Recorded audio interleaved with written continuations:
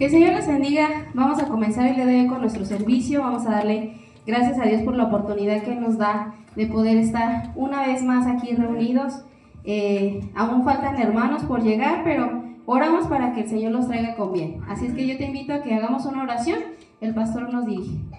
Amén. Padre Celestial, en el nombre de Jesús venimos ante tu presencia, acercándonos al trono de tu gracia para alcanzar el oportuno socorro. Y si hay alguien que venga enfermo, que tiene necesidades, problemas, pero podemos esperar de parte de ti la satisfacción a causa de las necesidades, que tu palabra dice: venid a mí todos los que estáis trabajados y cargados, y yo les haré descansar. Echamos sobre ti nuestras cargas y rogamos que tu bendición se derrame de una manera extraordinaria sobre nuestras vidas, de una manera sobrenatural, sino que el tiempo de alabanza, de la predicción de tu palabra, de administración, sean dirigidas y guiadas por tu Espíritu Santo. En tu mano nos ponemos, bendícenos en grande manera, en el nombre precioso de Jesús de Nazaret. Amén. Y amén. Amén. Vamos a comenzar adorando al Señor. Vamos a decirle: Señor, queremos que nuestra ofrenda sea grata delante de ti, sea agradable. Aleluya.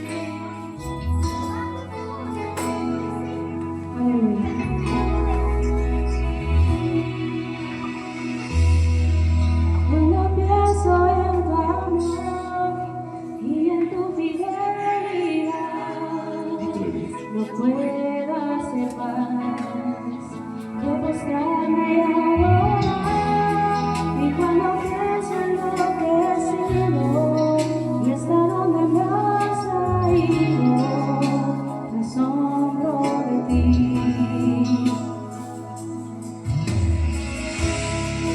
No me quiero conformar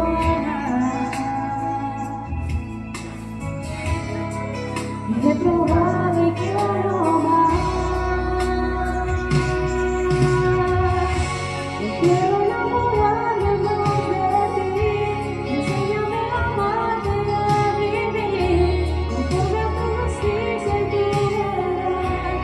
En mi vida quiero adorar con todo lo que tengo y lo que soy, todo lo que he sido tengo hoy.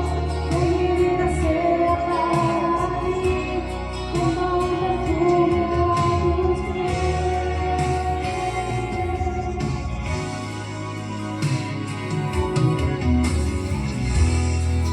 Cuando pienso en tu cruz y en tu dolor que has dado, tu sangre por mí, por llevar mi pecado. Y cuando pienso en tu mano, hasta aquí hemos llegado por tu fidelidad.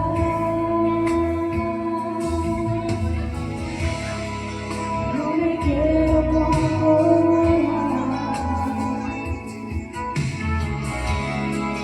he probado y quiero más. Quiero enamorarme más de ti. Enséñame a amarte y a vivir conforme a tu justicia y tu verdad. Con mi vida quiero adorar con todo lo que tengo y lo que soy, todo lo que he sido por hoy. Que mi vida sea para ti, como un perfume a tus pies.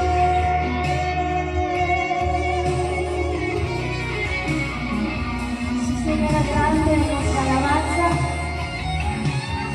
Agrádate, Señor, de nuestras vidas. Dile: yo quiero enamorarme de ti, Señor. Yo quiero enamorarme más. Yo quiero enamorarme más. Yo quiero enamorarme más de ti,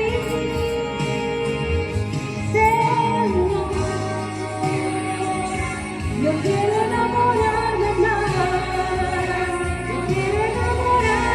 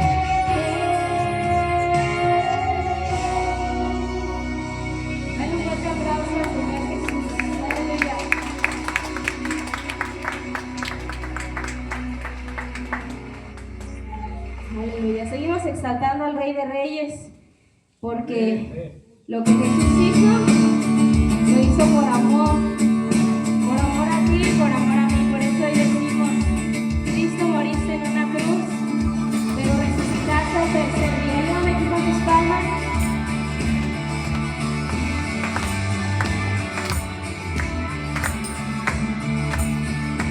Cristo moriste en una cruz, resucitaste con poder, perdonó mis pecados, sé mi Señor y Salvador.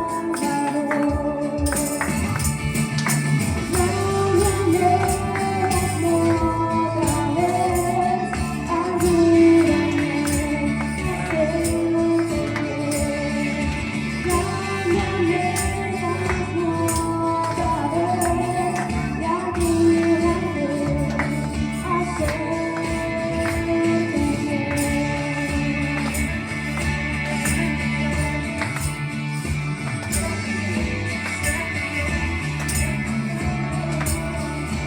Cristo moriste en una cruz, resucitaste con poder, perdonó mis pecados, sé mi Señor y Salvador.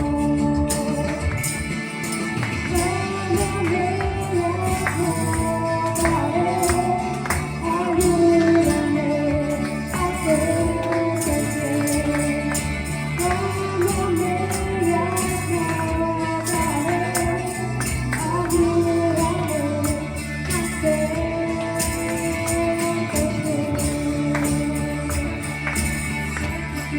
Señor, yo quiero hacerte bien.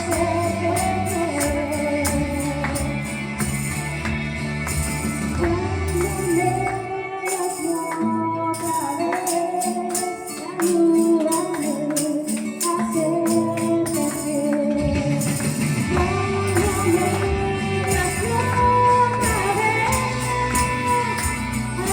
hacerte bien. Cámbiame otra vez, ayúdame, Señor, y ayúdame a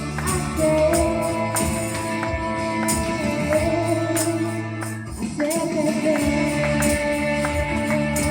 Sé que quiero, Señor, yo quiero hacerte bien. Sé que quiero, sé que quiero, sé que quiero. Sé que quiero, sé que quiero, sé que quiero. Aleluya. ¿Puedes darle un fuerte aplauso al Rey de Reyes? Gloria a Dios.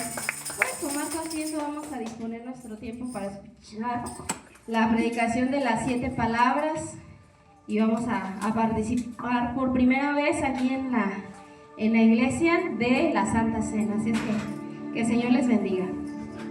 Ay, gloria a Dios.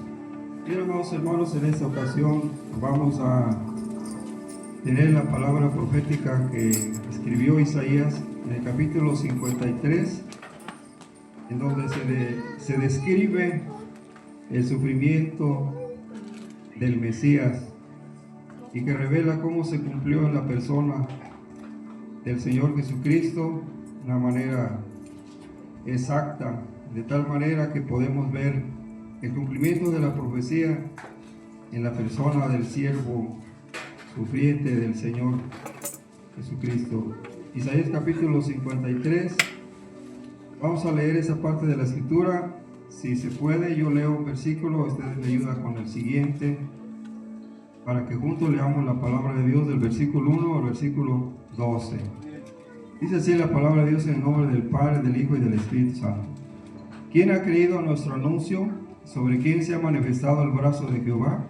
Subirá por de nuevo delante de él, y como raíz de tierra seca, no hay parecer en él, ni hermosura, le veremos más inatractivo para que le deseemos. Despreciado y desechado entre los hombres, varón de dolores, experimentado en quebranto, y como que escondimos de él el rostro, fue menospreciado y no lo estimamos. Ciertamente llevó él nuestras enfermedades y sufrió nuestros dolores, y nosotros le tuvimos por por azotado, por herido de Dios y abatido. Mas él herido fue por nuestras rebeliones, molido por nuestros pecados. El castigo de nuestra paz fue sobre él, y por su llaga fuimos nosotros curados. Todos nosotros nos descarriamos como ovejas, cada cual se apartó por su camino, mas Jehová cargó en él el pecado de todos nosotros. Angustiado él y afligido, no abrió su boca. Como cordero fue llevado al matadero, y como oveja delante de sus trasquiladores, se enmudeció y no abrió su boca. Por cárcel y por juicio fue quitado, y su generación, ¿quién la contará? Porque fue cortado de la tierra de los vivientes, y por la rebelión del pueblo fue herido. Y se dispuso con los impíos su sepultura, mas con los ricos fue en su muerte, aunque nunca hizo maldad, ni hubo engaño en su boca. Con todo eso, Jehová quiso quebrantarlo, sujetándole al padecimiento.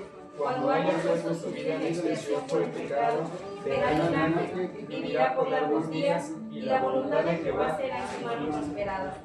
Verá el fruto de la aflicción de su alma y quedará satisfecho.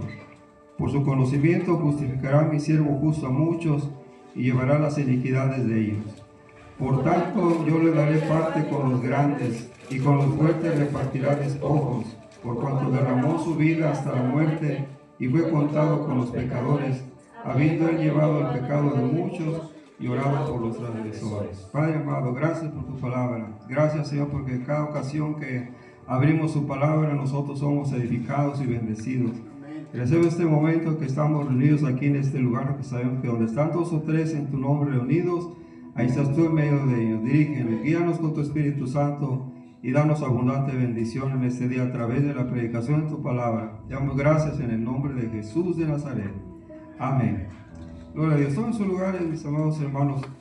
Esta ocasión les quiero compartir las últimas frases que el Señor Jesucristo dijo desde la cruz del Calvario, y como los evangelios narran una parte cada quien de algunas de las palabras que Jesús citó, la primera palabra que encontramos nosotros como la primera expresión desde la cruz se encuentra en Lucas 23 y versículo 34. Vamos a ir viendo así todas las palabras que Jesús expresó desde la cruz, y vamos a encontrar en ellas algo que podemos nosotros aprender, porque traen una lección. El paisaje o el escenario en el que se desarrollaron estas 7 frases o 7 palabras del Señor se significaron en el monte Calvario o el monte Gólgota. Era un lugar que parecía un cráneo afuera de la ciudad de Jerusalén. Ahí Jesús fue llevado para ser crucificado y estuvo bajo la mirada de todos los que entraban a Jerusalén, porque lo habían hecho un espectáculo al Señor, y no solamente él, sino también otros ladrones, 2 ladrones que estaban, uno a su derecha y otro a su izquierda. La Biblia nos dice que cuando los soldados romanos le crucificaron, hicieron en él el peor escarnio y la peor vergüenza de estar clavado en esa cruz, como si Jesús hubiera sido un delincuente. Pero la Biblia nos dice que él no hizo maldad, ni hubo engaño en su boca. Simplemente que él fue llevado a la cruz porque había un propósito, el cumplimiento de sus palabras proféticas. Él dijo: el Hijo del Hombre será entregado en manos de pecadores, y le crucificarán, y el tercer día resucitará. Cuando los discípulos oyeron las palabras, cada uno de ellos le dijo: ¿acaso seré yo, Señor, el que te va a entregar? Y así cada uno empezó a pedirle al Señor que si ellos, alguno de ellos era el que iba a entregar al Señor, al Maestro. Y cuando le tocó a Judas Iscariote, dijo: tú lo has dicho, lo que has de hacer, hazlo pronto.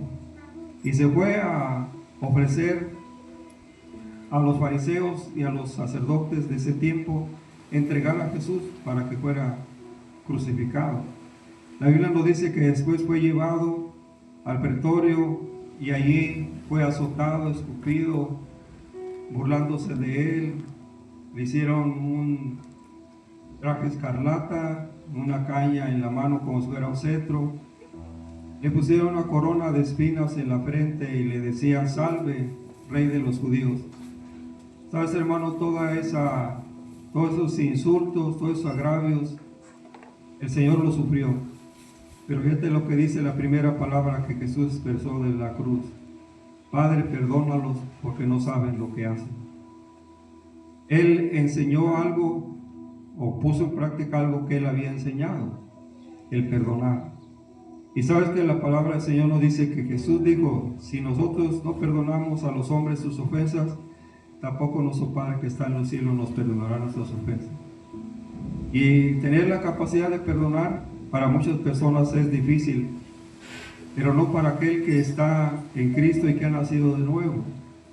Porque el Señor bien pudo orar al Padre: Padre, haz que caiga fuego del cielo y devore a todos los que están aquí y les quite la vida a todos los romanos que me crucificaron.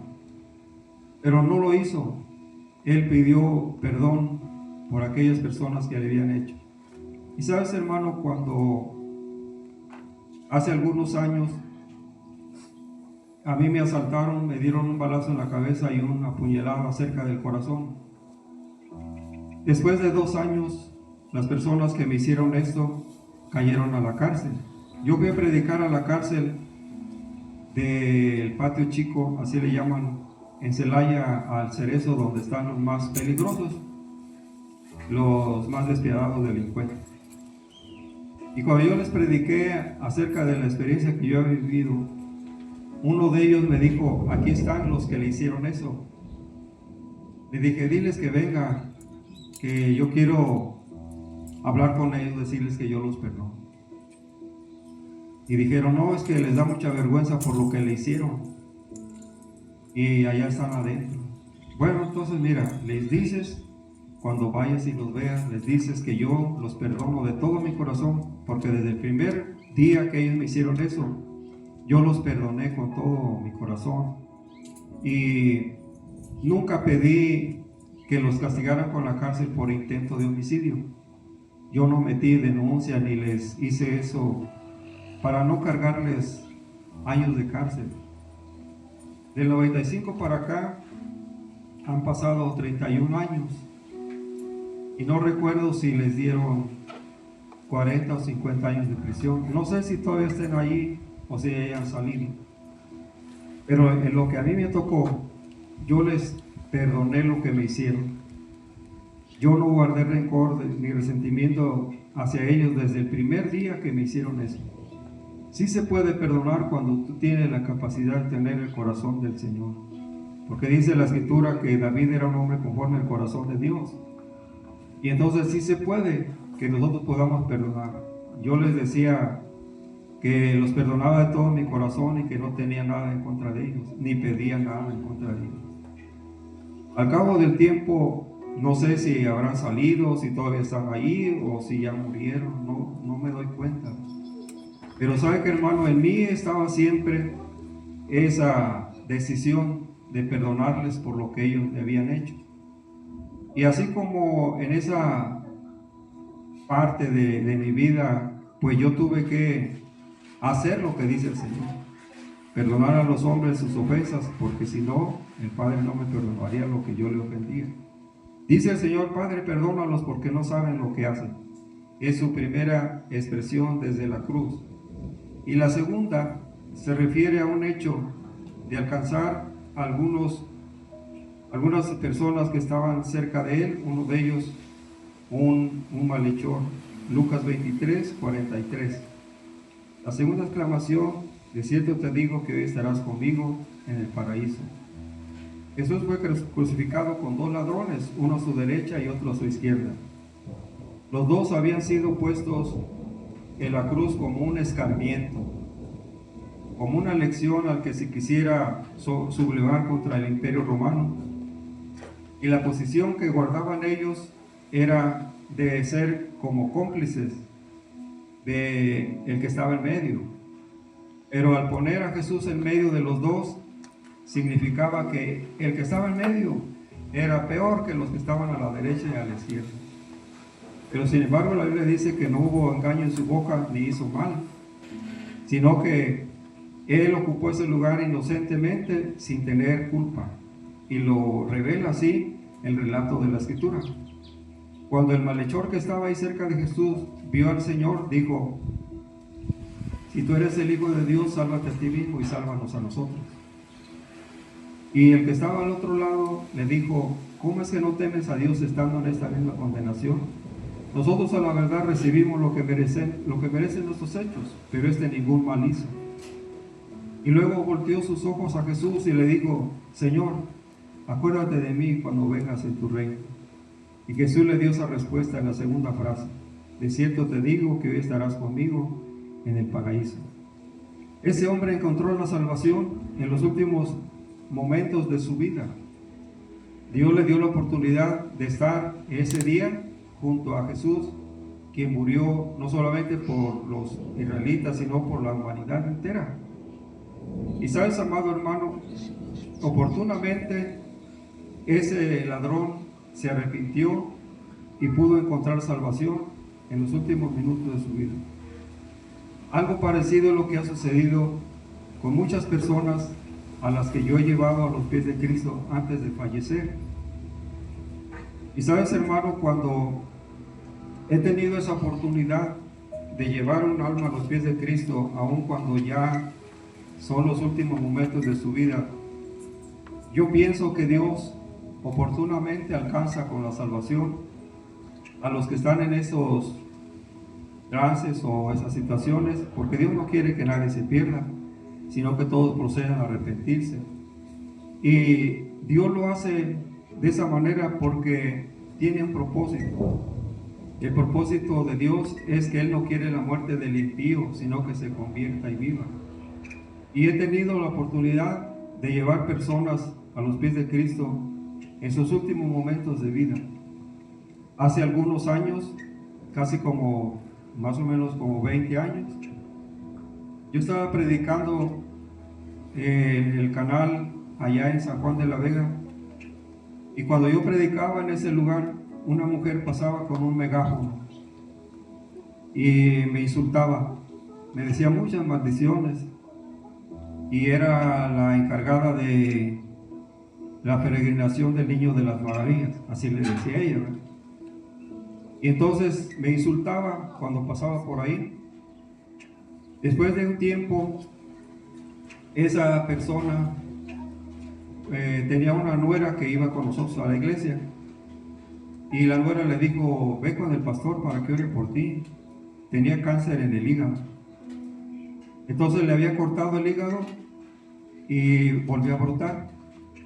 Le hicieron 3 veces, 3 operaciones, y en cada una de ellas le cortaban un pedazo. El hígado retoña, vuelve a reproducirse. Entonces le cortaban y volvía a reproducirse y salía con cáncer.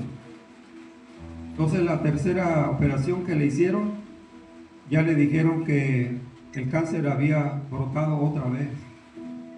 Entonces fue conmigo donde yo estaba predicando y oré por ella para que el Señor quitara el cáncer.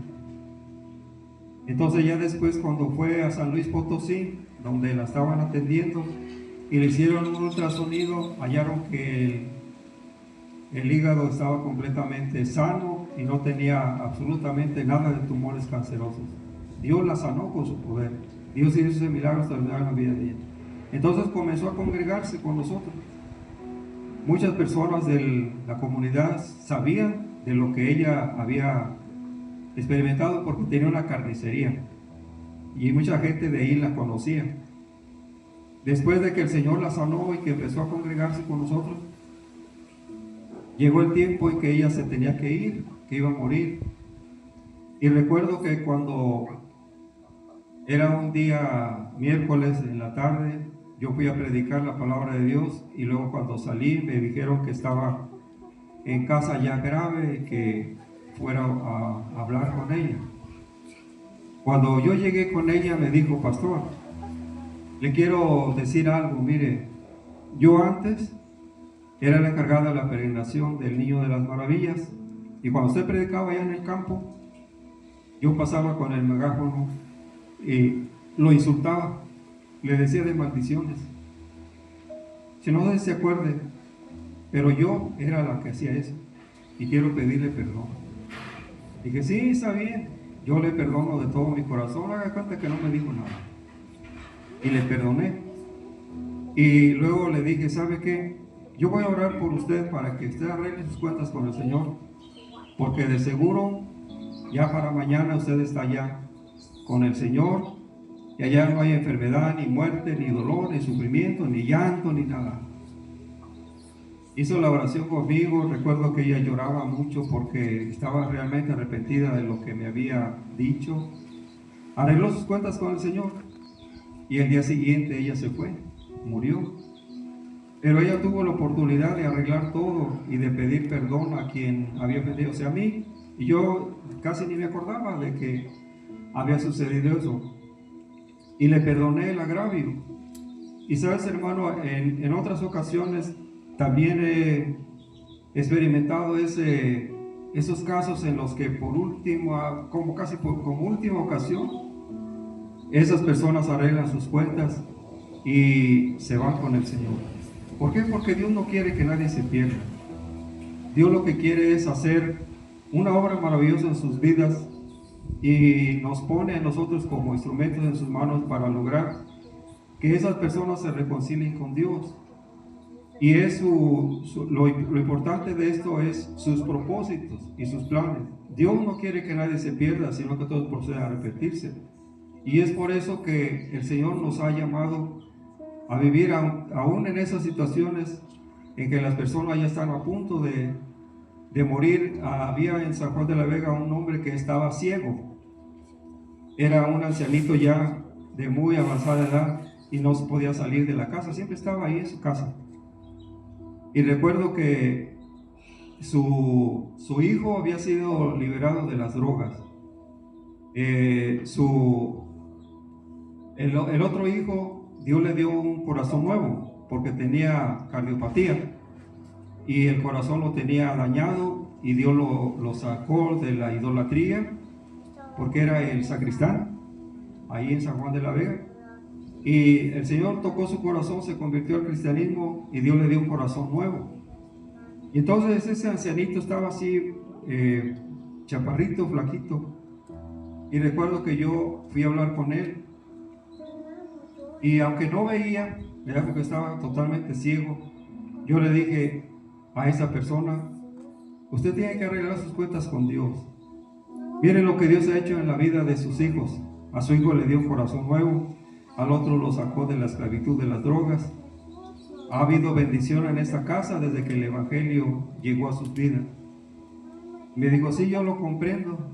Yo entiendo que todo ha cambiado desde que comenzó usted a predicar la palabra y que mis hijos y mi familia entraron en el camino de Dios. Pero yo quiero pedirle perdón al Señor por mi necedad, porque sé que no está bien lo que yo estaba practicando, estaba haciendo, y quiero arreglar mis cuentas con el Señor. Yo recuerdo que hicimos la oración, él entregó su corazón a Cristo. Pasados unos días, él falleció, pero gracias a Dios que el Señor lo alcanzó así como oportunamente, antes de que falleciera, antes de que muriera. El Señor le dio la oportunidad, y por eso sé que este malhechor tenía la oportunidad de ser salvo. La aprovechó inmediatamente cuando dijo al Señor, acuérdate de mí cuando vengas en tu reino. Y Jesús le dijo, de cierto te digo que hoy estarás conmigo en el paraíso. Ese hombre que fue salvo ese día no se bautizó, no perteneció a una iglesia cristiana, no diezmó, no ofrendó, no predicó el Evangelio, porque ya no había más tiempo. Ese día iba a morir. Y ¿sabes qué? A pesar de que no llevó a cabo esos asuntos, esos requisitos, se puede decir, él fue salvo. Porque la salvación es algo que Dios da gratuitamente. La Biblia nos dice que justificados pues por la fe tenemos paz para con Dios por medio de nuestro Señor Jesucristo. Y dice también que no somos salvos por obras, sino por su gracia. Por gracia sois salvos por medio de la fe, esto no de vosotros, pues es un don de Dios, no por obras para que nadie se gloríe. Y ese hombre ni fue bautizado, ni perteneció a ninguna iglesia, ni hizo todas las demás cosas, pero ese día el Señor le dio salvación. Eso es lo más importante que él recibió.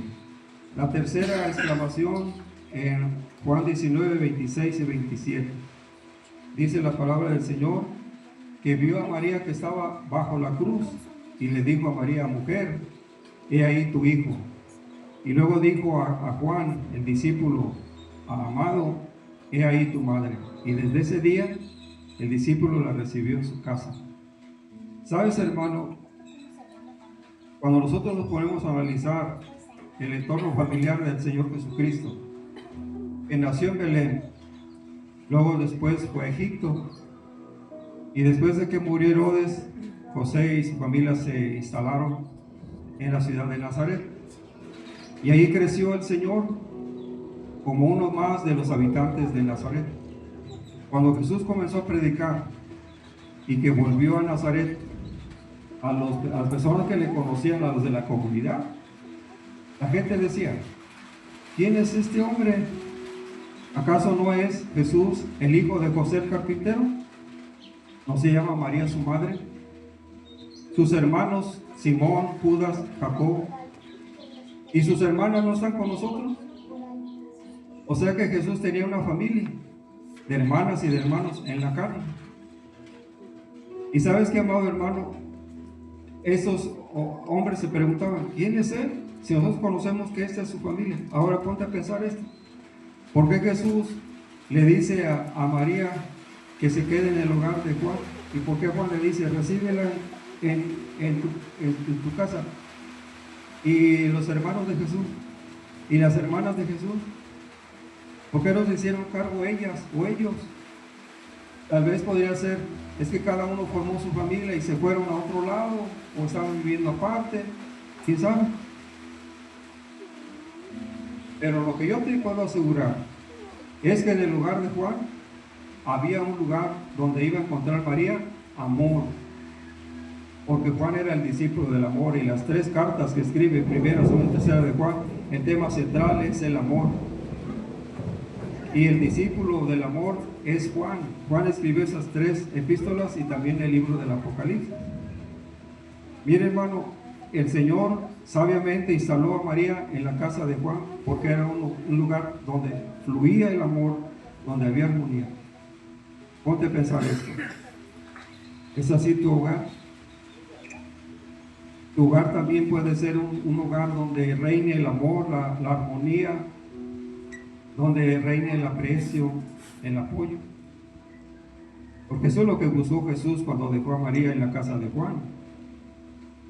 Pero si tu casa no es así, que en tu casa solamente hay pleitos, iras, contiendas y todas esas cosas, no puede vivir una persona en ese tipo de situación.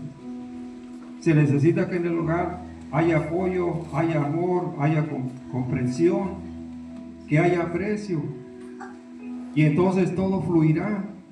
En realidad lo que el Señor nos habla con esto es acerca de nuestras relaciones familiares. De verdad, hay adolescentes y niños que se salen de la casa y se van a otro lado porque no soportan estar en casa viviendo con sus padres o sus familiares, porque no hayan allí ni amor, ni aprecio, ni apoyo, ni cariño, nada, y se salen a la calle a buscar amistad. Lamentablemente, ese es el origen de muchas de las situaciones que los adolescentes viven cuando dicen, se desapareció una adolescente de tales edades, de tales señas particulares, y luego ya los encuentran por allá en Veracruz, en Tijuana, y luego dicen, ella se salió por sus propios medios y se fue por su propia voluntad. ¿Sabes por qué se fue? Porque en su hogar no hallaba el amor, el cariño y la comprensión que se necesitaba. Depende de cómo es el ambiente que tú creas. O sea, que tú creaste, no el ambiente que, pues es que el diablo, siempre le echan la culpa al diablo, pero no es así.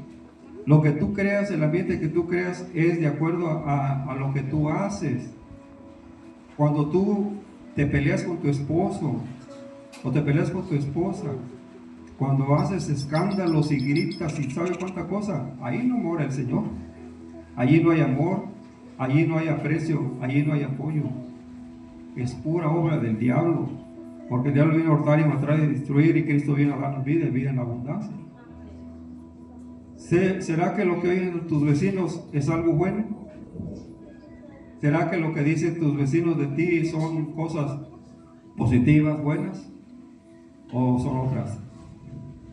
Eso es parte del ambiente que tú creas, que tú haces con tus acciones, con tus palabras, con tus decisiones. Y eso es lo que hace un ambiente tóxico. Si así fuera, el Señor no hubiera dejado a su madre María con Juan, si hubiera sido un ambiente tóxico y malo. Pero era un ambiente positivo, lleno de amor, de compañía, de aprecio, y por eso era el lugar adecuado.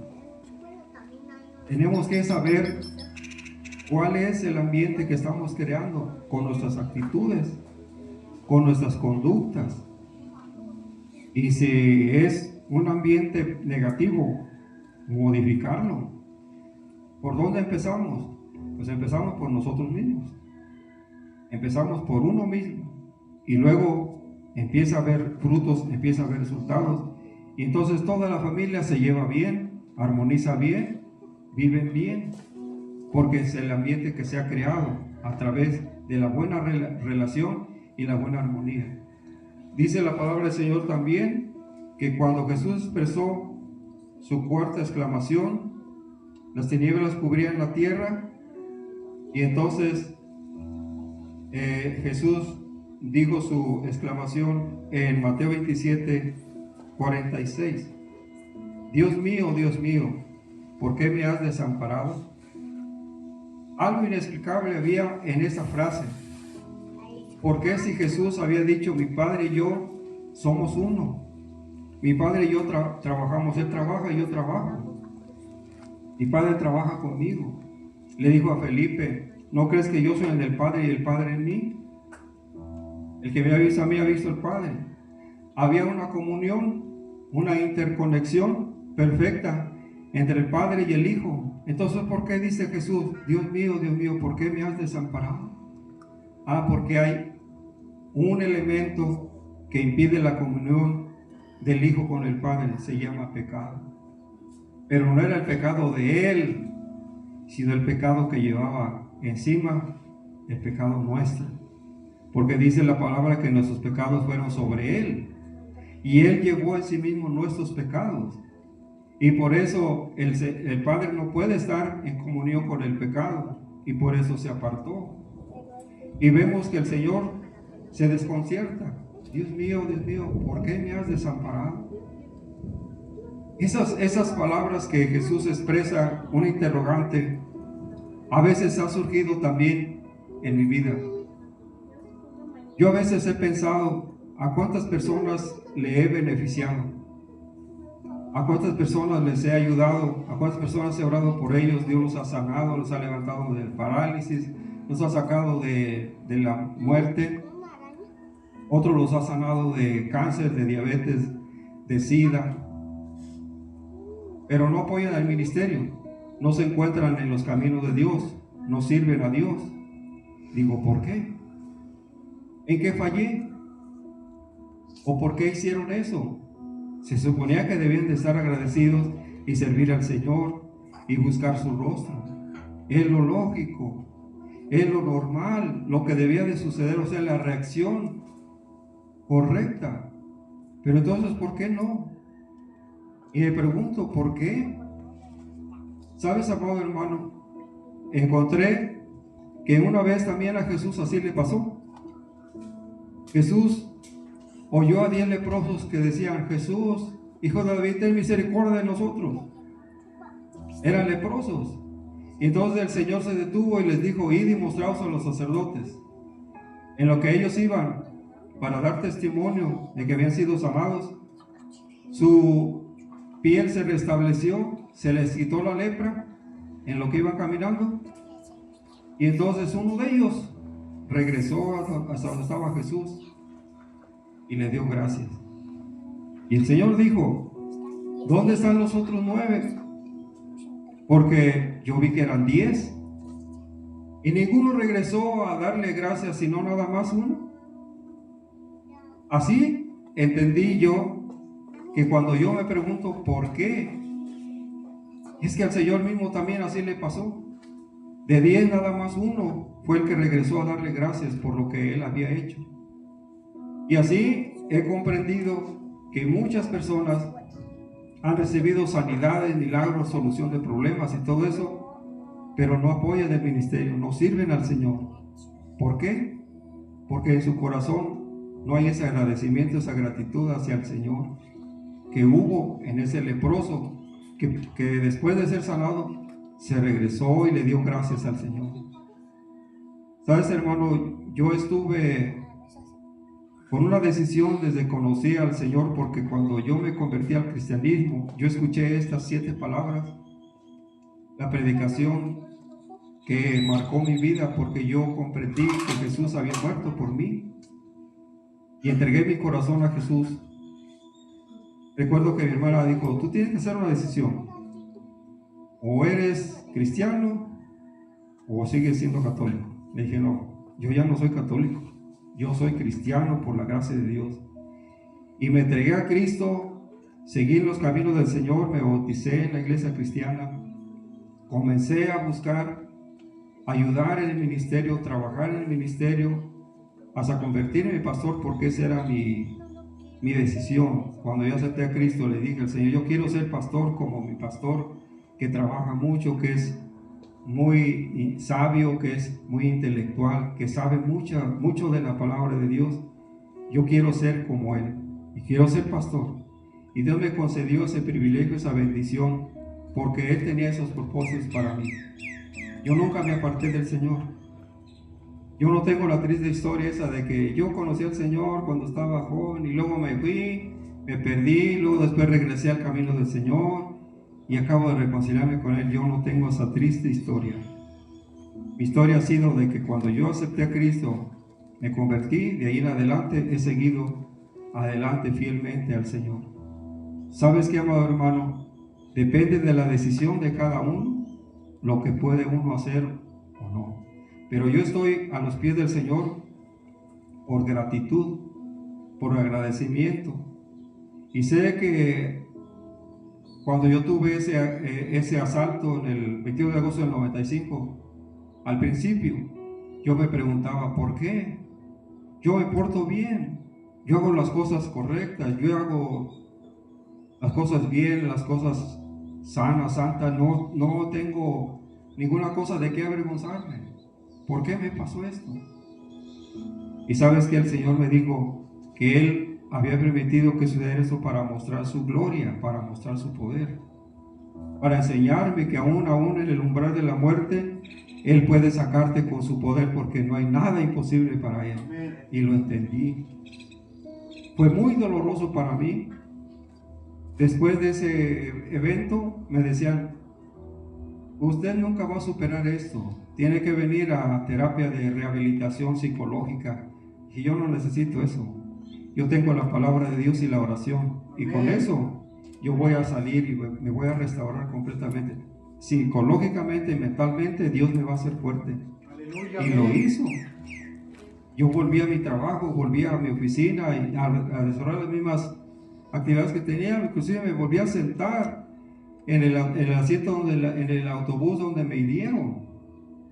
Yo tenía que vencer eso. Yo decía: Señor, tú, Señor, dame fuerzas, dame valor, porque no puedo vivir en el temor, en el miedo de que me vayan a hacer algo, que me vayan a buscar para rematarme. Entonces, no, yo confío en ti. Y Dios me fortaleció en esa manera. Yo confié en el Señor, y por eso sé que Él nunca nos desampara. Él siempre estará con nosotros. ¿Cuánto tiempo? Todos los días hasta el fin del mundo. La otra exclamación, la quinta, dice: sed tengo. Juan 19, 28. Esa palabra que Jesús dice, sed tengo, muestra una necesidad física porque estaba en el rayo del sol. Cuando Jesús fue crucificado, estuvo en la cruz hasta las 3 de la tarde. La hora novena es las 3 de la tarde. Y durante todo ese tiempo que estuvo él en el sol, tenía una sed que asfixiaba su garganta. Y dijo, tengo sed. Entonces las personas que estaban ahí tomaron una caña, un hisopo, que era como una esponja, la inundaron de vinagre y luego se la pusieron en la boca. Cuando Jesús tomó el vinagre, no quiso tomarlo. ¿Sabes qué hicieron con Jesús? Algo muy cruel. Cuando una persona necesita el agua para saciar su sed, le dieron vinagre. Y es así como se cumplió la escritura, que en el libro de los Salmos dice, en mi sed me dieron a beber vinagre. Y si lo tomas por el lado simbólico, ahí te va. Jesús tiene sed de una iglesia ferviente, una iglesia santa, una iglesia misionera, una iglesia que se involucre en las cosas de Dios.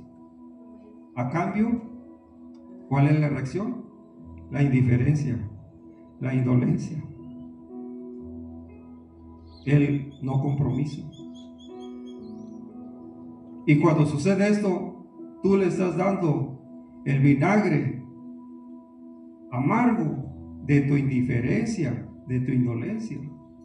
Cuando Él te está buscando para que tú seas el portador de buenas nuevas, pero si tú te niegas, estás dándole el vinagre de tu indiferencia. La Biblia dice que como el que da de beber al sediento, son aquellos que llevan buenas nuevas.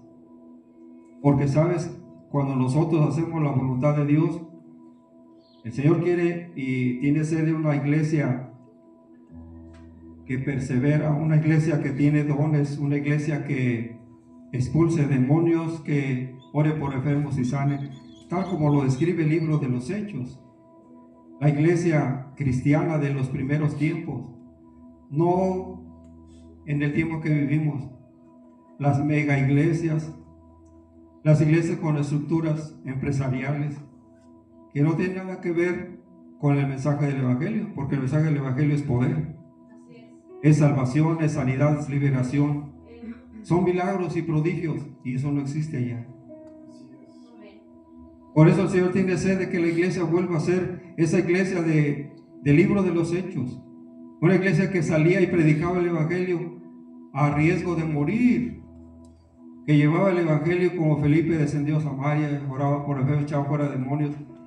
Después fue Pedro, recibió el Espíritu Santo. Había una gran experiencia espiritual en la vida de esas primeras personas, de esa primera iglesia cristiana. Y el Señor tiene sed de que haya una iglesia así en estos tiempos. También dice la palabra que la sexta exclamación de Jesús es, habiendo visto que habían sucedido todas las cosas, dijo, consumado es. Es decir, Él consumó la salvación. Ya no hay nada más que añadirle. Ya no hay nada más que poner al lado de que simplemente Jesús ya logró la culminación del plan de Dios, la redención de la humanidad. Ya no se necesita más, ya no se debe de poner más. Déjeme decirle que en los tiempos en que vivimos hay ciertos grupos mesiánicos que dicen que sí creen en el Mesías, pero tienen que guardar la ley, tienen que circuncidarse, tienen que guardar el sábado, tienen que guardar las festividades, la de Purim, la de los tabernáculos, la de las luces. O sea, esas cosas no son para nosotros, porque nosotros somos gentiles convertidos a Cristo. Y la Biblia nos dice que cuando los gentiles se convirtieron al cristianismo, los judíos dijeron, es necesario que todos se circunciden y que guarden la ley, porque si no, no son salvos. Aquí dice que Jesús dijo, consumado es, la salvación ya está consumada. Pero ellos ponían ese requisito. Entonces ellos mandaron pedir a los apóstoles, ¿ustedes qué dicen? ¿Cómo le hacemos? Dicen que los gentiles deben de circuncidarse, guardar la ley y todas esas cosas. Y ellos dijeron, nos ha parecido bien a nosotros y al Espíritu Santo no imponerle ninguna cosa más que estas 4 cosas necesarias: que se guarden de ahogado, de sangre, de fornicación y ofrecido a los ídolos. Pero no dijo, y tienen que circuncidarse, o tienen que guardar el sábado, o tienen que practicar todas las festividades de los judíos. Eso no es para nosotros. Y por esa razón dice, consumado es. El capítulo 10 del libro de los Hechos dice que Cornelio y su familia, que eran gentiles, se convirtieron al cristianismo. Entonces Pedro no llegó a circuncidar a Cornelio y su familia, no. Eso es una cosa que es para los judíos, que es exclusivamente para los descendientes de Abraham, Isaac y Jacob. Pero para nosotros, los que no somos descendientes de ellos, no aplica. La salvación ya Jesús la consumó, y no se necesita hacer otra cosa más que eso. Simplemente poner su confianza en el Juan 5:24. Juan 5:24 dice, de cierto digo, el que oye mi palabra y cree al que me envió tiene vida eterna y no vendrá condenación, porque ha pasado de la muerte a la vida. Ya tenemos esa salvación lograda por Cristo a precio de su sangre. Solamente necesitamos aceptar ese sacrificio y seremos salvos por su gracia. Hechos 16:31. Cree en el Señor Jesucristo y serás salvo tú y tu casa. La última palabra en Lucas 23:46. Dice la palabra que Jesús expresó la frase última: Padre, en tus manos encomiendo mi espíritu. Y habiendo dicho esto, expiró. El Señor cumplió con el plan de Dios, con el propósito de Dios, y luego dijo, en tus manos encomiendo mi espíritu. Y expiró. ¿Sabes que esto nos enseña algo muy importante? La Biblia nos dice, encomienda a Jehová tu camino y confía en Él y Él hará. Pablo decía a los cristianos que eran perseguidos, dice, ustedes saben lo que les ha venido, una prueba muy grande, riesgosa, con muchos peligros, pero les digo, encomienden sus almas al fiel Creador y Él hará lo demás. Dios hará lo que tiene que hacer, pero ustedes no dejen de hacer lo que tienen que hacer. Y yo sé que hay lugares de riesgo, que hay lugares peligrosos, que hay lugares que son como fortalezas del enemigo. Pero si el Señor nos dice, tú tienes que ir y predicar allí, no nos queda otra más que obedecer al Señor, encomendándonos a Él. Amén. Para que Él nos guarde, nos proteja y cumplamos sus propósitos. Amén. También, hermano, yo puedo decirle con toda seguridad que cuando una persona cristiana, una hija de Dios o un hijo de Dios, termina su carrera aquí en la tierra, se va bien tranquila al reino de Dios. Pero también, cuando yo era un niño, recuerdo que murieron mis abuelos. Mi abuelo murió, el papá de mi mamá, y yo era un niño. Y estaba en un cuartito. Yo estaba sentado en una silla y oí que mi abuelito decía, apaguen las llamas, apaguen las llamas.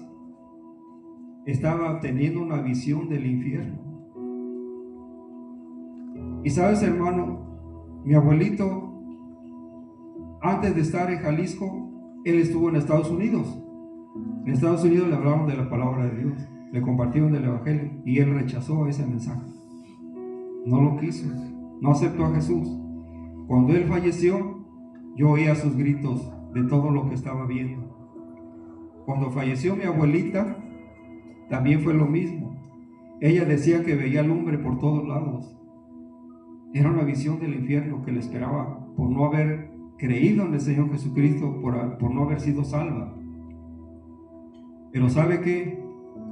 Cuando murió mi esposa, yo estaba con ella y ella estaba acostada. Empezó a ahogarse. La levanté y le dije, ¿te estás ahogando? Me dijo ella, ¿qué tienes? ¿Qué quieres? Dije, es que te estás ahogando. Te voy a poner una almohada así para que respires, que estés un poco más levantada, porque estaba muy acostada. Entonces la levanté, le puse una almohada detrás y empecé a orar por ella. Cuando yo estaba orando por ella, se le derramaron 2 lágrimas de sus ojos, uno de cada lado. Cuando yo estaba orando por ella estaba bien tranquila, no hacía ningún espasmo, ningún grito, ni nada de eso, sino que estaba completamente tranquila. Abrió sus ojos y yo vi que la luz de sus ojos se apagó. La pupila se le hizo grande y se quedó sin vida en mis brazos, estando yo ahí presente con ella. Pero ella no se apanicó, ella no se llenó de miedo, no gritó, no hizo nada de eso. Simplemente comenzó a respirar más despacio, hasta que exhaló un último suspiro y murió. O sea, hermano, es muy diferente de lo que yo vi cuando murieron mis abuelitos a cuando vi que en mis brazos murió mi esposa. Y yo tengo la seguridad de eso, porque sé que ella era una mujer de Dios, era una mujer que amaba a Dios y que temía a Dios.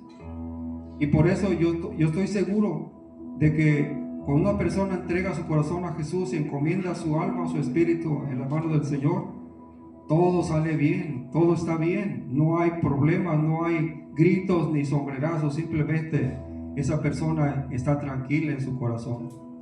¿Sabes qué dice el Señor? En la casa de mi Padre muchas moradas hay.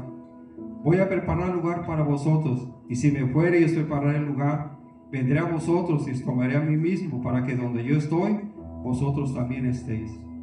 Esa es la promesa que nos da tranquilidad, de saber que un día vamos a estar en la presencia del Señor y nunca más nos apartaremos del Señor. Estaremos ahí viviendo con el Señor por la eternidad, por los siglos de los siglos. Denle fuerte el aplauso al Señor porque Él es fiel a su palabra. Gloria a Dios. Vamos a tener la cena del Señor en esta ocasión y vamos a ver 1 Corintios capítulo 11 y versículo 23. Dice: porque yo recibí del Señor lo que también os he enseñado, que el Señor Jesús la noche que fue entregado tomó pan, y habiendo dado gracia lo partió y dijo: tomad, comed, esto es mi cuerpo que por vosotros es partido, haced esto en memoria de mí. Jesús instituyó la cena. Son 2 cosas que Él instituyó.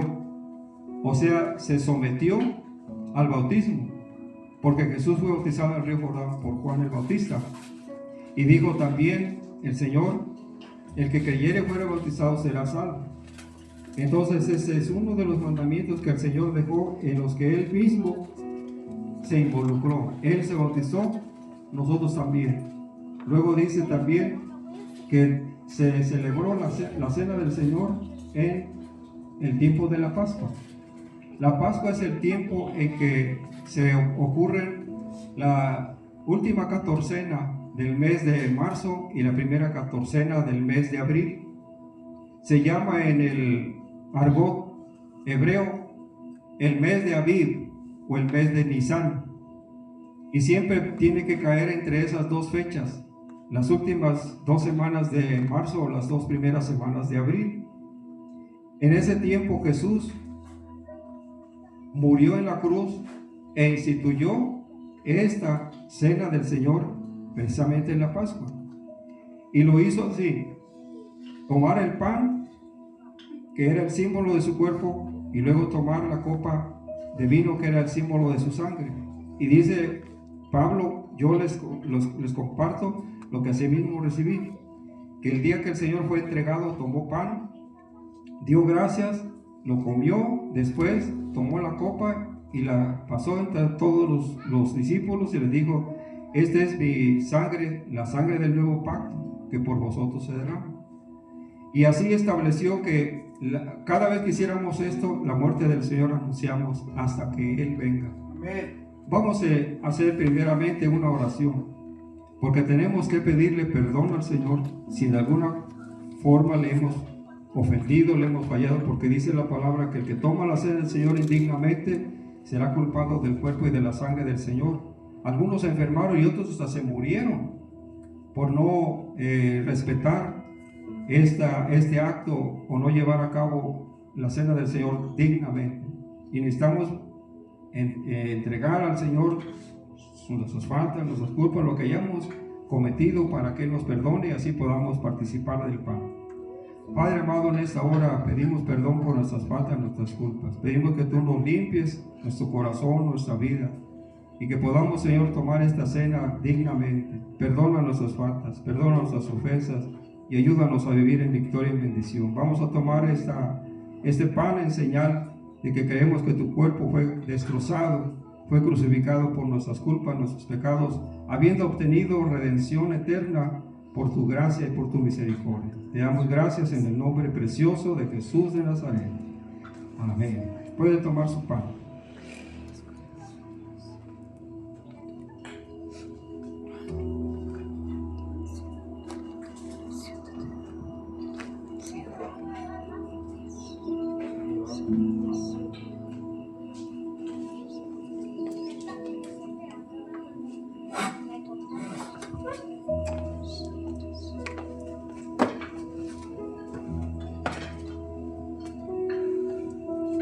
El versículo 25 dice: asimismo tomó también la copa después de haber cenado, diciendo: esta copa es el nuevo pacto en mi sangre.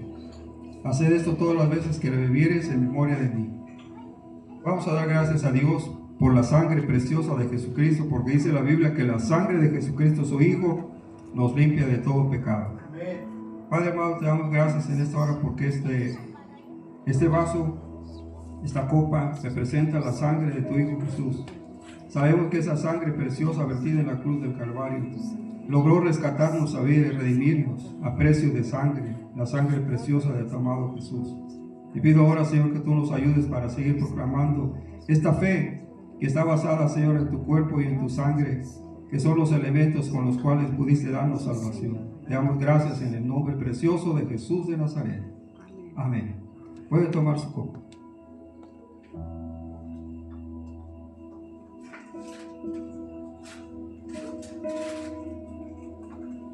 Gloria a Dios. Dice la palabra del Señor: así pues, todas las veces que comieres este pan y bebieres esta copa, la muerte del Señor anunciáis hasta que Él venga. Es el propósito por el cual hemos tomado la cena del Señor hoy. Si el Señor nos permite vivir, el próximo año también estaremos haciéndolo, porque la Pascua es el tiempo en que Jesús lo estableció y lo hacemos en ese periodo, porque así debe de ser. Además, hay algo que la gente del mundo usa, una oblea, y dice que ese es el cuerpo de Cristo. No es eso. Esa oblea es el símbolo del Dios Sol, y lo toman las personas sin saber que eso es lo que representa. Pero cuando la Biblia nos habla acerca del pan que Jesús repartió entre sus discípulos, no era una oblea, era pan como el que tomamos ahorita. Por eso ese pan fue grano molido, metido después en el horno para que se hiciera pan. Y es precisamente lo que sucedió con el cuerpo de Cristo. Fue destrozado, metido en el horno de la tribulación, del sufrimiento, y luego su sangre derramada en la cruz, porque toda su sangre la perdió allí en la cruz, hasta dar hasta la última gota de su sangre por nuestra salvación. Y por eso creemos que, como dice la Escritura, sin derramamiento de sangre no se hace remisión de pecados. Pero gracias a Dios que el Padre nos envió a su Hijo Jesucristo para darnos vida eterna a través de su sangre en la cruz del Calvario. La sangre de Jesucristo, su Hijo, nos limpia de todo pecado. Den un aplauso fuerte al Señor y vamos a hacer una oración final para que Dios te bendiga. Amén. Yo te invito a que tomes de la mano a tu hermano que está a tu lado y vamos a hacer una oración para terminar el día de hoy. Hoy es un día muy especial, como el pastor bien lo dijo. La cena del Señor la instituyó el Señor solamente en la Pascua. Es por eso que para nosotros es muy importante este día, porque solamente una vez al año tomamos nosotros la cena del Señor. Así es que te invito a que hagamos una oración. Señor, te damos la gloria y la honra. Gracias, Padre, porque hoy pudimos reunirnos como un solo cuerpo, Señor, como una familia que tú has formado, Señor, aunque pequeña, Padre Celestial, pero sabemos que de aquí vendrá un gran avivamiento, porque creemos a tus promesas, Señor, creemos en tu poder y que tú vas a mostrar tu gloria en esta comunidad. En el nombre de Jesús ponemos a cada familia, Señor, aquí representada. En tus manos los ponemos, Padre Celestial, que tú les des un fervor, Señor, por tu obra, que tú les des una pasión, Señor, inagotable, para que ellos siempre estén, Señor, buscando tu reino, que ellos puedan entender, Señor, que busquemos primeramente el reino de Dios y su justicia, y todas las demás cosas nos vendrán por añadidura.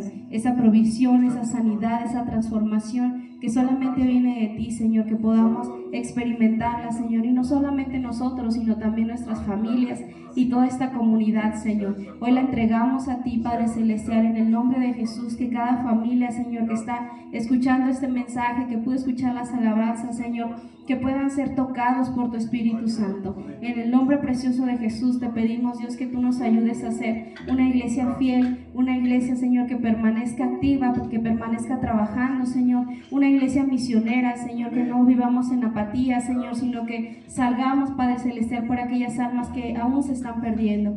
En el nombre de Jesús ponemos en tus manos nuestras vidas, nuestros corazones, nuestros labios, nuestra mente, Señor, todo es tuyo, todo te pertenece a ti. Te pedimos, Dios, que tú nos uses, úsanos, Padre Celestial, para tu gloria, para tu honra. Llénanos de sabiduría, llénanos de amor, Señor, para las almas que se están perdiendo. Llénanos, Padre Celestial, de misericordia, de compasión por aquellas personas que aún no te conocen. Que nosotros podamos, Señor, salir y predicar esas buenas nuevas de salvación. Que nosotros podamos predicar, Señor, con nuestro testimonio, con nuestra vida, en lo que tú has hecho en nosotros. En el nombre de Jesús, clamamos por una doble unción de tu presencia sobre nuestras vidas. Clamamos, Señor, por una doble unción en cada uno de nosotros. Que seamos personas sabias, que seamos personas con amor, Señor, que demuestren, Padre Celestial, esa transformación gloriosa que tú has hecho en nuestras vidas. Te damos gloria y honra solamente a ti, Señor, por los siglos de los siglos. En el nombre de Jesús, amén y amén. Dale un fuerte aplauso al Señor. Con este aplauso quedamos despedidos, que el Señor nos bendiga.